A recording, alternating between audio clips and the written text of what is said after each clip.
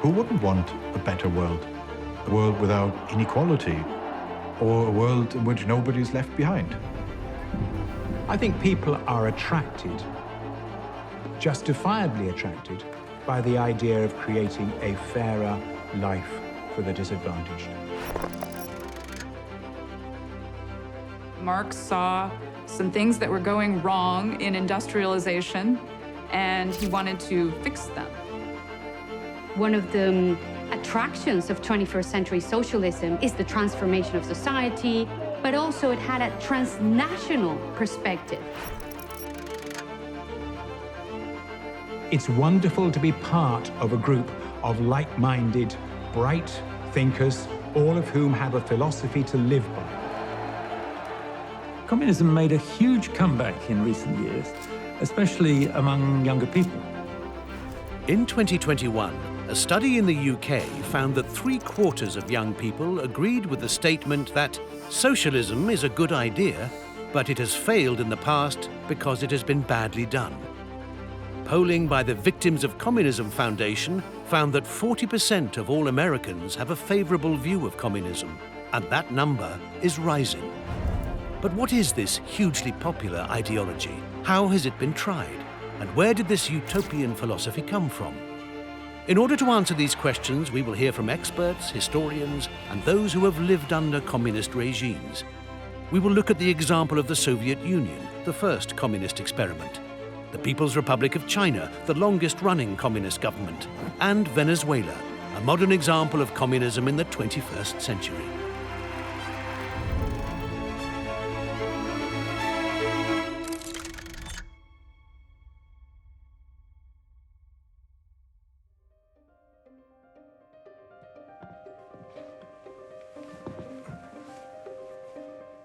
My name is Eamon Butler, and I'm co-founder and director of the Adam Smith Institute.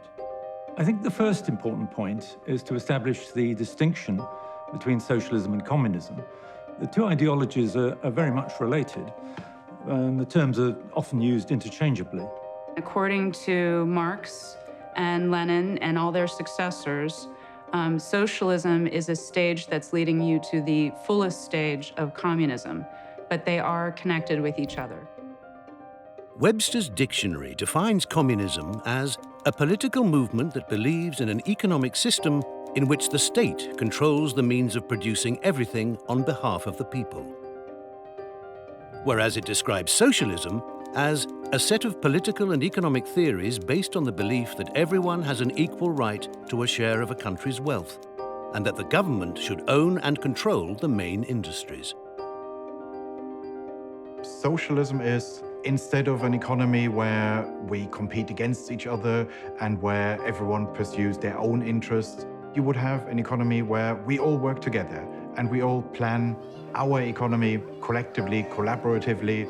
And communism is the hypothetical end stage of socialism.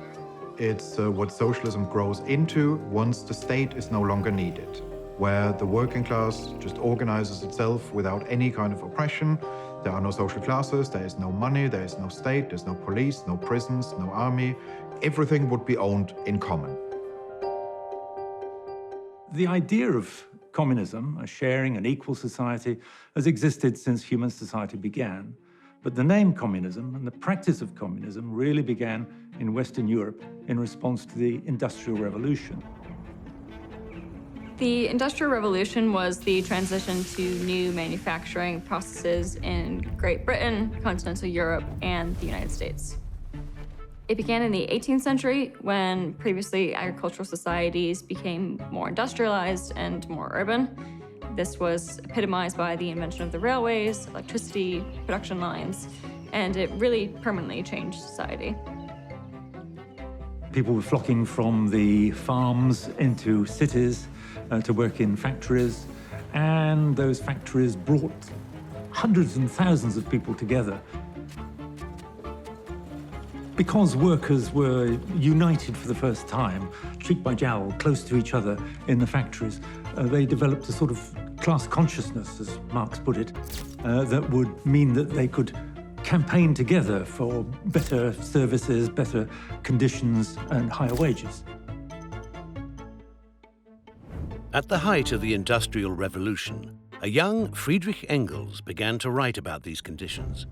He observed that the working class in these factories were treated as subhumans, valued only for their labor. Engels' provocative writing caught the eye of a young Karl Marx. Soon they joined forces and began to take on the bourgeoisie together. Born into a particularly political Prussian family in 1818, Marx became invested in student protests and philosophy. He started writing essays about capitalism, cultural theories, and political life in the German states. After writing for German newspapers and magazines critical of the government, Marx eventually fled to Paris, where he met Friedrich Engels, a fellow Prussian whose father owned a textile business in Germany and the north of England. Engels would end up being a long-time collaborator and financier of Marx, supporting him financially for the rest of his life. Within several years of meeting, the pair had written multiple essays and manuscripts on political theory, historical theory, and class theory. They advocated for the lower classes, who they called the proletariat, to overthrow the property-owning bourgeoisie, establishing a utopian society. They took these problems that they saw and created a roadmap to what is an idealized version of society.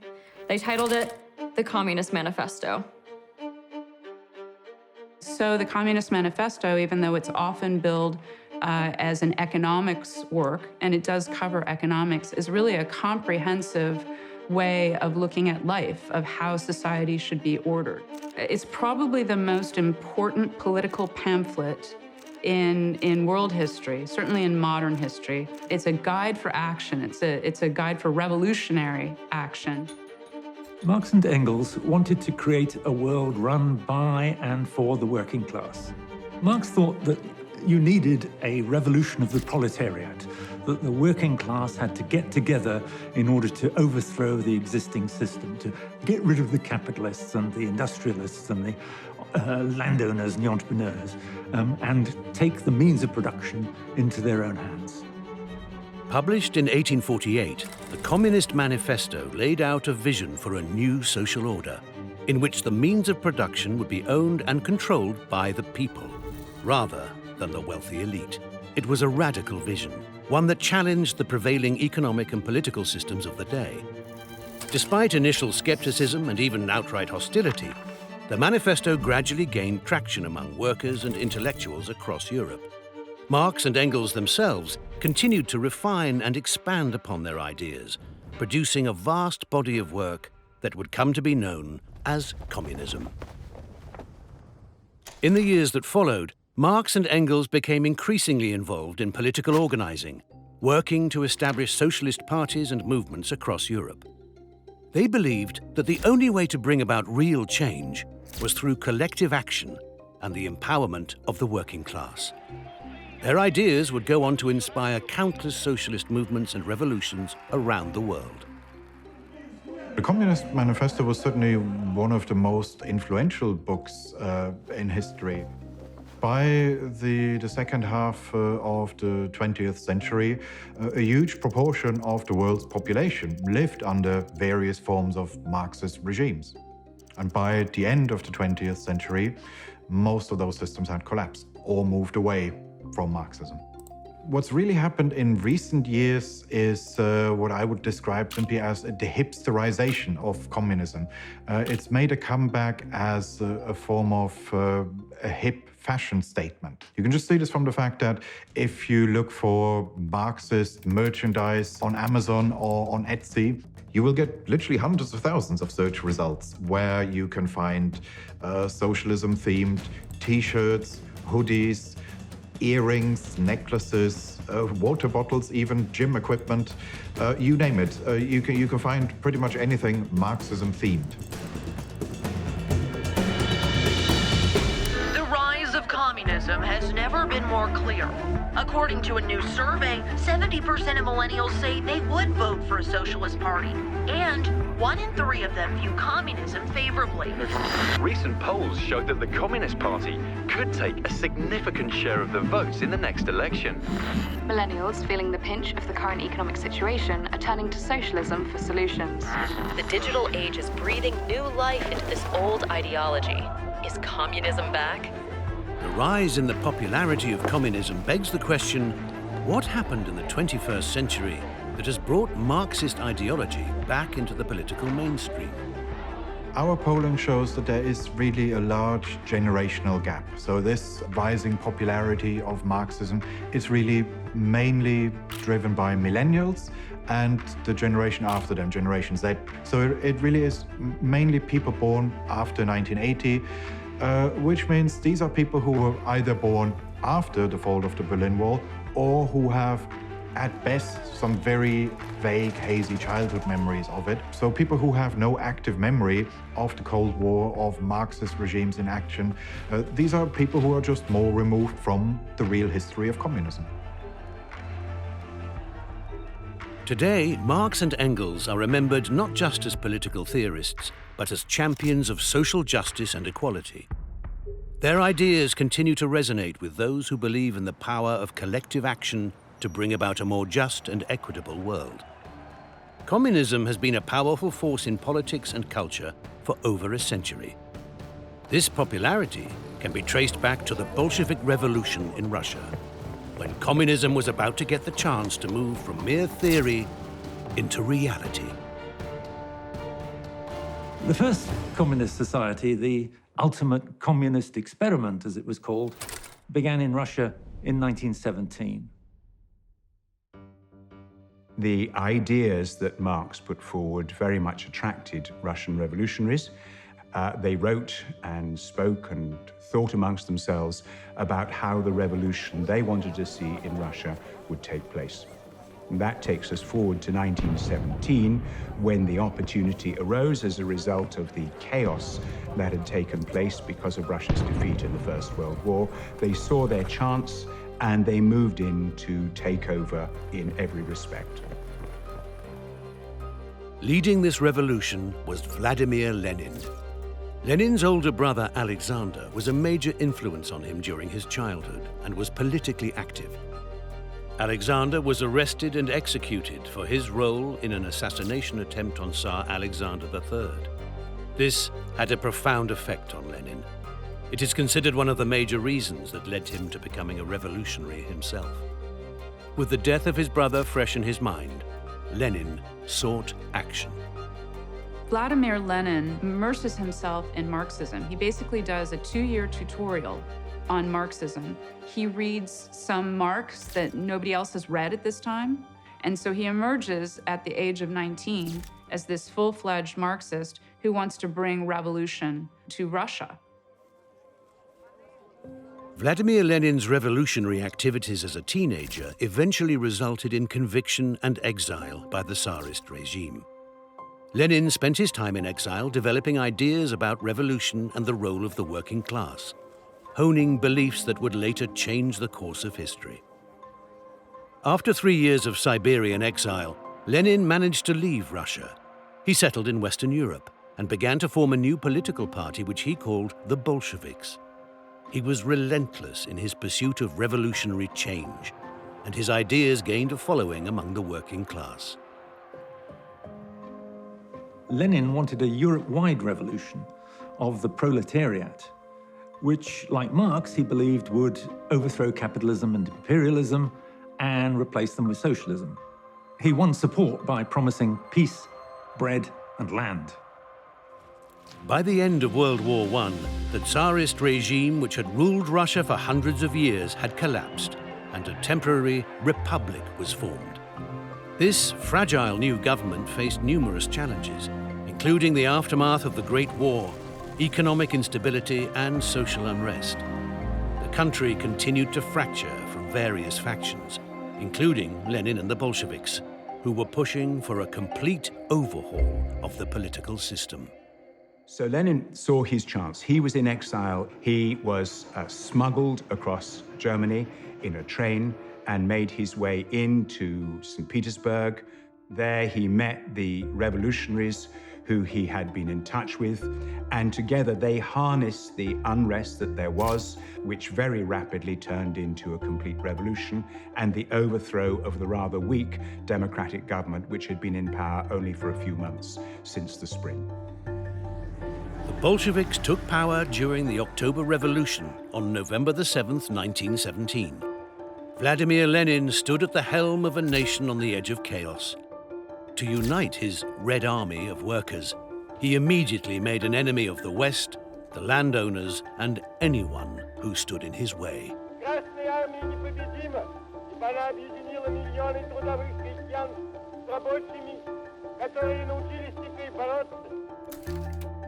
Lenin wasted no time in implementing the ideas he took from Marx and Engels, with his first act of transformative leadership being the establishment of Gosplan, the State Planning Committee.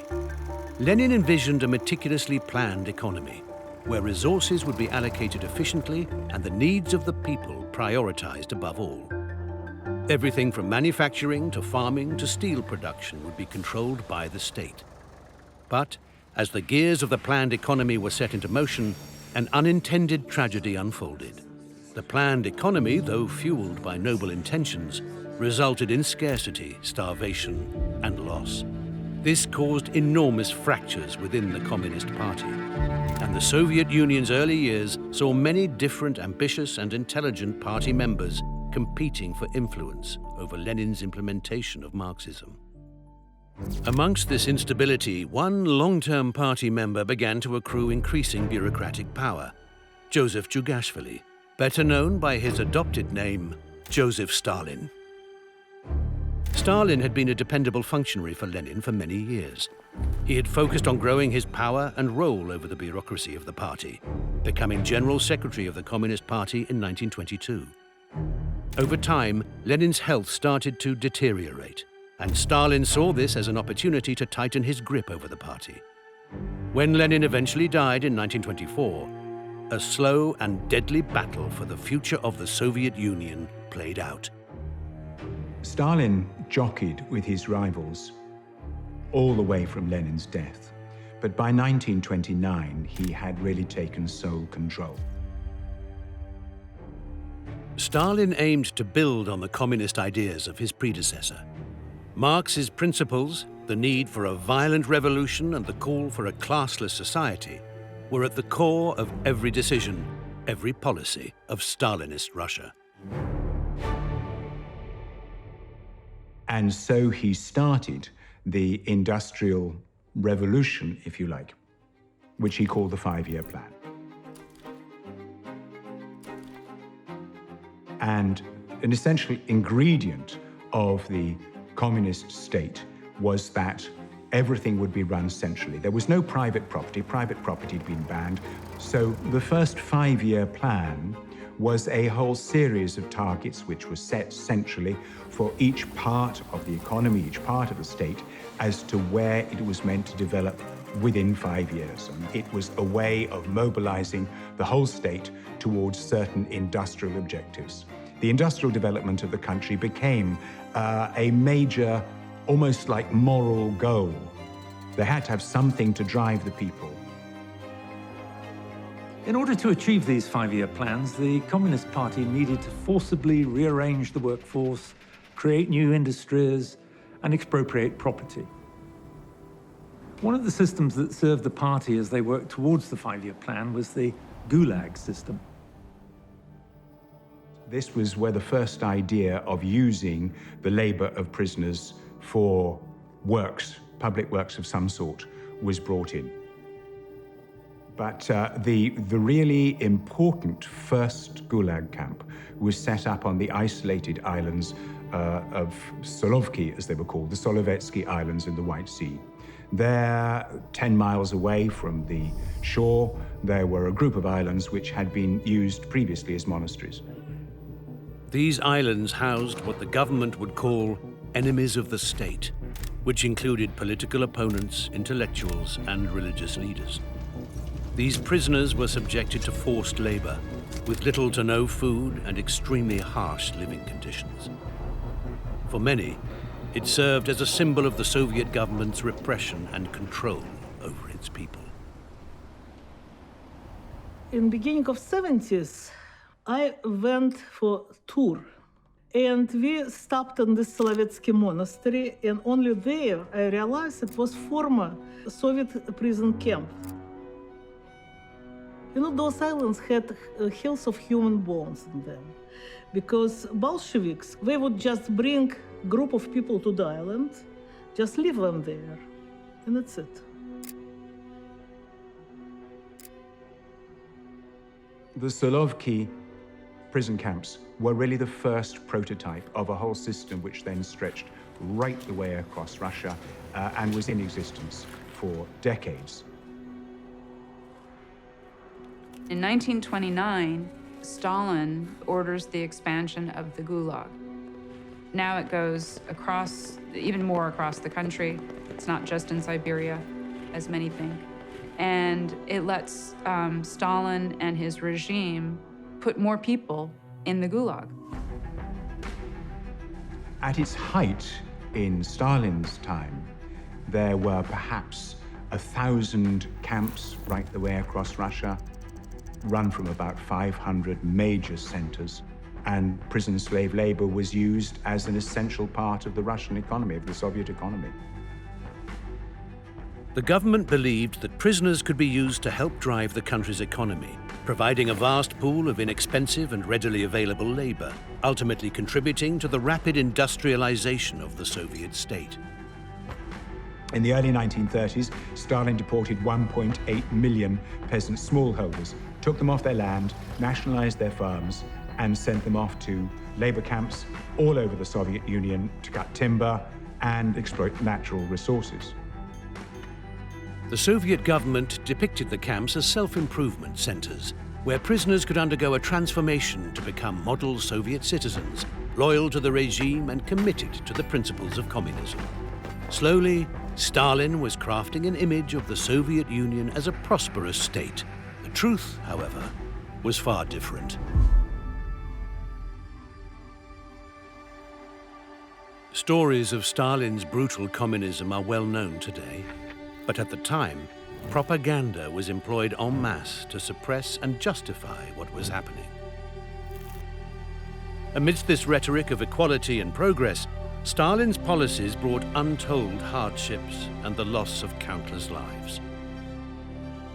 One example of this was the catastrophic Holodomor, a man-made famine which cast a dark shadow across the Soviet Union.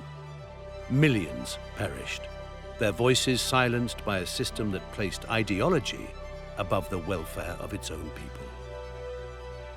Holodomor is the name of the famine in Ukraine in 1932 and 1933, and the name is derived from a phrase meaning to kill by starvation. And that's exactly what Stalin did. He used the communist tropes of togetherness and collectivism as the ideological underpinning for the confiscation of grain. Hugely punitive grain quotas were enforced against the population. At least 5 million people died. The criminal aspect is that over the same period, the Soviet Union exported grain in equivalent amounts to be able to give many, many pounds of grain to each of those who starved. While the Soviet Union was undergoing mass imprisonment and mass starvation, it was important for Stalin that the citizens did not know just how bad a situation they were in. Propaganda was overwhelming, state control was complete, and it was considered to be an offense to say anything which in any way defamed the state. People either played by the rules or they disappeared. Between 1937 to 38, the Soviet secret police shot in the region of 680,000 people. It's a number we almost can't compute. Russian people know it was the most horrible year in the Russian history because it was the peak of Stalin terror. During this time, about 1 in 20 people were arrested, and about 2 million people end up in the Gulag just during this period. So it's a horrible period of time for the peoples of the Soviet Union. This simply encouraged the idea which Stalin particularly adopted, that terror was a necessary element in keeping society under control.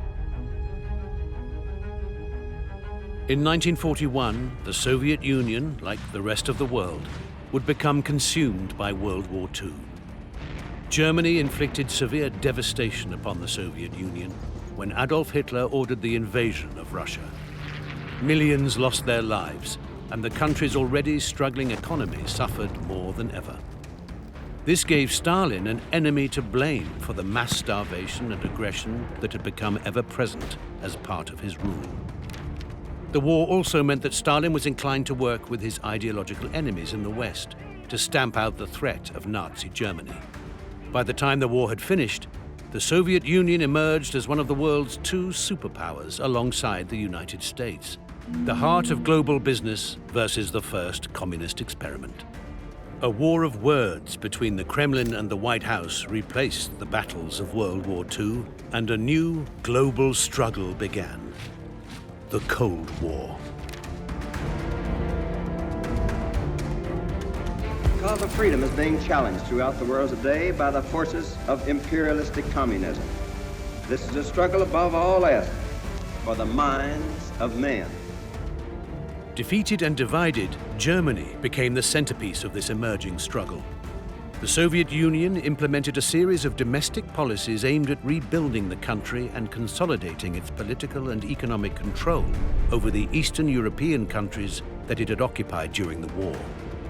This included its portion of occupied German territories, where it established the German Democratic Republic, better remembered as East Germany.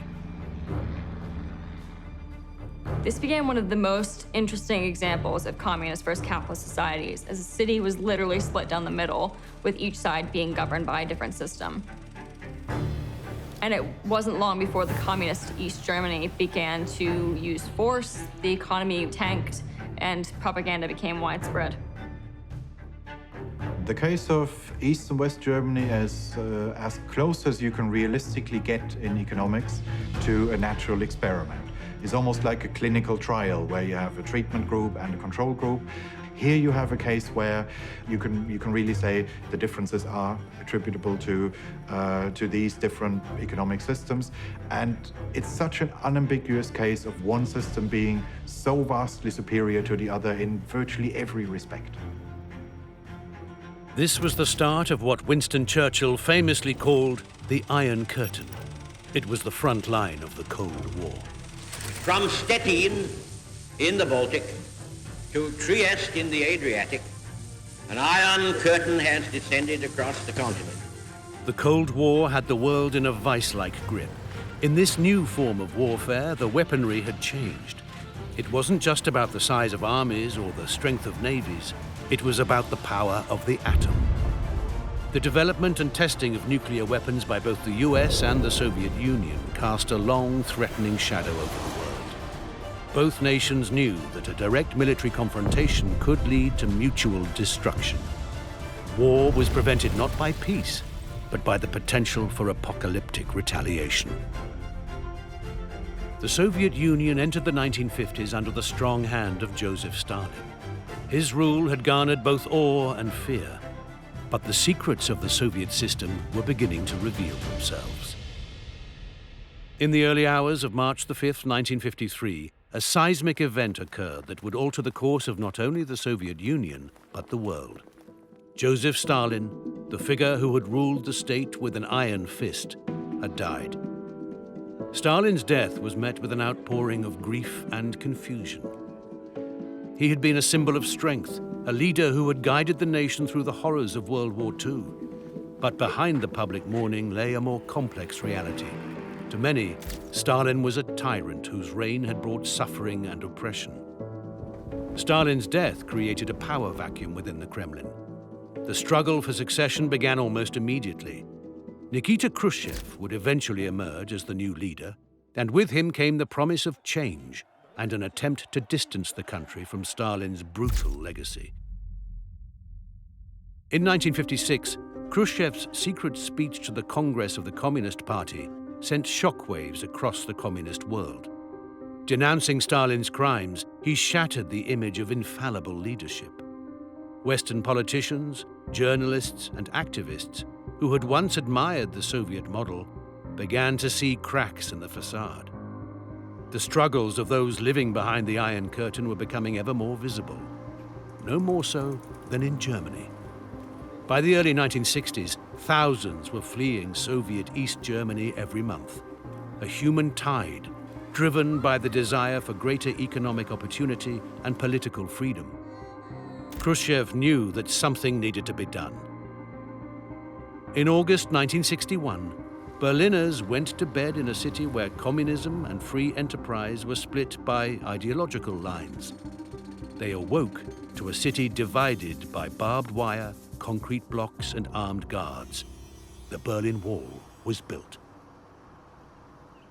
You have East Germany and East Berlin, which still to this day is a poorer part of Germany. You still have that legacy reaching into the modern day because East Germany had to exercise force. They were living under a communist regime that didn't have access to external materials or technology. Propaganda was rife, everything was controlled very carefully.